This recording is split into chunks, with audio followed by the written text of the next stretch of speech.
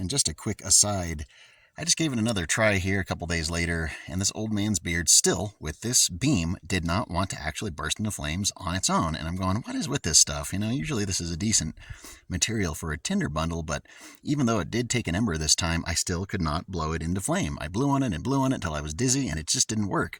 And so now for about, 30 seconds now, the mirror's been aimed on this sort of rotten piece of wood. There's an old rotten stump just over there that I pulled it out of here in this campsite. And I'm just letting it sit there and do its thing. And it looks like it's wanting to go. And this kind of wood would probably be a better thing to take an ember necessarily than something just so darn, light and airy like this stuff. But let's just see if maybe a little bit of air will help it. A little bit of a blow. Sure sounded like it wanted to be flame right then. Maybe another blow.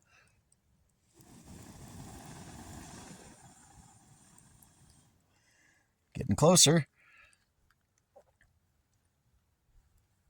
Remember with the pine cones or the fir cones, they kind of took a few minutes, a minute or two to get it up to temp. Well, there's a breeze that'll help us out.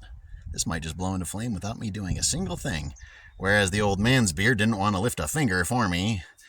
Thanks for nothing. Let's try one more little blow. So I think it's almost there.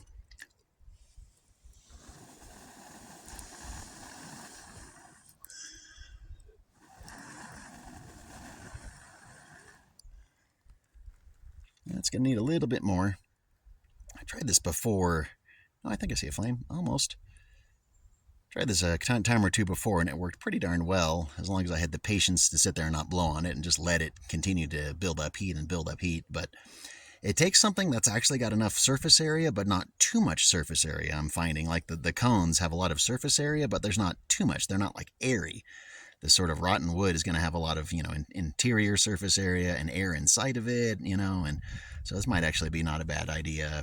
Even if you can't get it to burst into flames, you're probably going to have some embers here. Let's give it one more blow.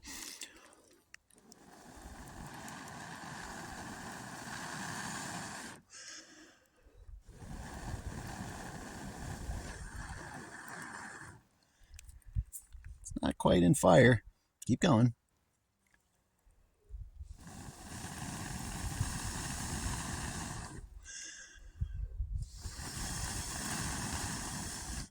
See the struggles you can have trying to make survival fire, The internet and TV shows make it look so easy, but, I'm sitting here for now 3 minutes. But even if you don't have any actual flames, it doesn't necessarily matter, because as long as you've got a decent enough tinder bundle, you don't have to necessarily get your actual bit here to burst into flames. As long as it is somewhat smoldering, sometimes that helps.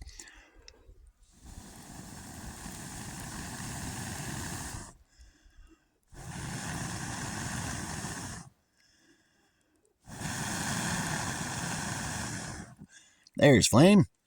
Yay. And then it went out. But that doesn't mean you don't have flame. So let's just get this out of here and take a look. Do we have ember? Oh yeah, look at all those embers. See, look at those embers we've got. And it's holding the embers too, especially with this lovely breeze that's kicking up.